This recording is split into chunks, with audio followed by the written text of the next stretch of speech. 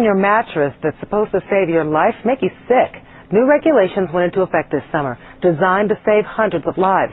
Medical editor Marianne Childers, though, talked to some people who believe they carry a risk, begging the question, what might be in your mattress? The new standards make mattresses more fire-resistant. They'll still burn, but not as fast, because they contain more flame-resistant or FR materials. But could the chemicals that make you safer make you sick? One environmental medicine specialist says yes.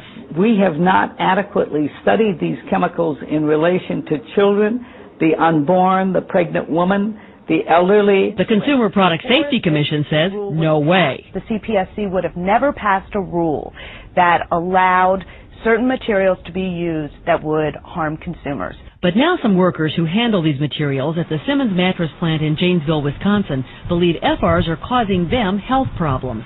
As more of the FR material is being used in the mattresses, I noticed sinus problems and breathing problems and sharp pains in my chest. The employees complain of irritated eyes, chronic sore throats, bloody noses, respiratory problems, and painful skin rashes. We all know that we didn't have any of that before we started using the material.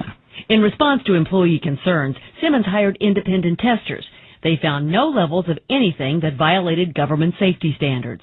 But when we asked what was in their mattresses, the company did not want to tell us specific materials other than Kevlar, which is known to be non-toxic. We don't want to put our recipe out there. Daw told us employees might be reacting to soaps and detergents and fabrics, and says the company provides protective gear for those who request it. But if employees are having problems, could you? I don't see any concerns for consumers with the components of our product from a health and safety standpoint. Both Simmons and Serta told us they've tested their materials for years, and they pose no risk. We've proven that it's safe to our employees, it's safe to the environment, and it's safe to the consumer. But this mattress maker disagrees. I've looked to try to find a non-toxic system, and I don't believe any exist. Mark Strobel makes mattresses at his Indiana factory with minimal flame retardant.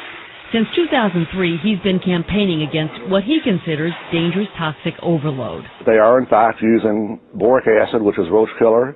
Serta says boric acid is in one of the FR fibers the company uses, but it's safe. If you eat too much boric acid, it becomes poisonous. But no one's eating boric acid. No one's eating their mattress. FR materials are inside mattresses. They form a barrier just under the cover or ticking. The CPSC says to the extent that FR chemical treatments remain bound to or within the mattress, exposure and its attendant risk would be minimized. But Mark Strobel is convinced it can get out as mattresses wear. It's close chronic exposure. You're laying there with full body and breathing contact for your entire lives.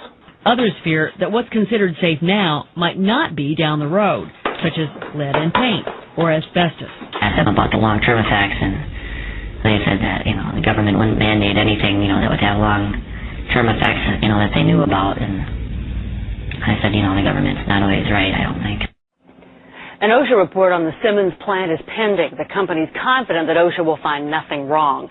Employees, incidentally, spoke anonymously to us because they don't want to lose their jobs.